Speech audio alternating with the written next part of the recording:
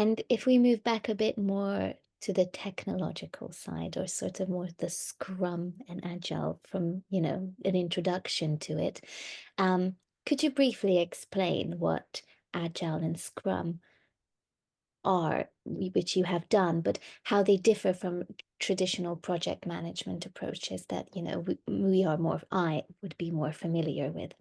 Mm-hmm. Mm-hmm. Amazing question. So in traditional project management, we create plans, we created phases, right? We know certain steps that we have to follow. For instance, when we build a house, well, we don't start with a roof. We don't start with putting windows in the air. We have a certain set of stages that we have to follow. We can pretty well predict what has to happen, each things after another. And what we do in such project management, we try to manage the risks, we try to manage delays. We have such concepts like Gantt charts that represent when certain things can happen in the future, what is the predicted finish date. We manage effectively budget, we manage effectively time constraint and all the resources. So we create a critical path, right? So the path that represents that sequence that will show us when is our end date of the project, and when delays happens, it may affect the delays of the final end date of the whole project. So such an approach might be very good for some of the things, challenges, problems that you can plan to enough extent, that there is a sequence, that you know you won't expect a lot of feedback and certain things can be done or even should be done beforehand, right? You cannot, well, if you want to obey the law, you cannot do a complete freestyle when it comes to buildings, right? Someone will sooner or later come to check those regulations, and certain things simply does not make sense.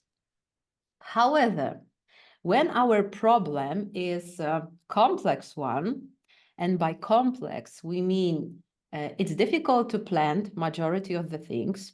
So not only we don't know many things, but typically we also don't know what we don't know about certain things. So unknown unknowns pop up. And in such situations, it appeared that traditional project management is not a viable tool. It's not a viable solution. So imagine going to the restaurant and you have a very sharp knife. Great, high quality, amazing. And out of the sudden you are served a very hot chicken soup. Oops. So you are using the wrong tool. And this is how Agility and Scrum was discovered as a different approach to better be aligned with complex problems. We say that Scrum might be a helpful solution for complex problems. We want to help people, teams, organizations solve those complex problems is a part of actually a mission of Scrum.org. So we are not claiming that we will replace project management. In fact, maybe someone will look at me with big eyes like, what you're saying, Joanna, what's wrong with you? Nothing. I appreciate project managers and their skills and expertise, but I believe this is not always the best approach for every single problem. When the problem is complex, especially when we think about a lot of changes. We have new technologies coming. We have new ideas. A lot of things are changing in the world. Huge test, how can we handle changes and complexity, happened in 2020.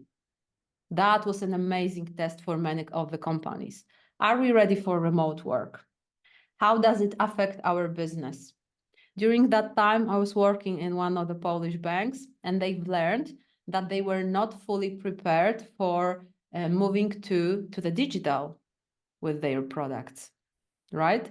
So that was a huge and important test for them.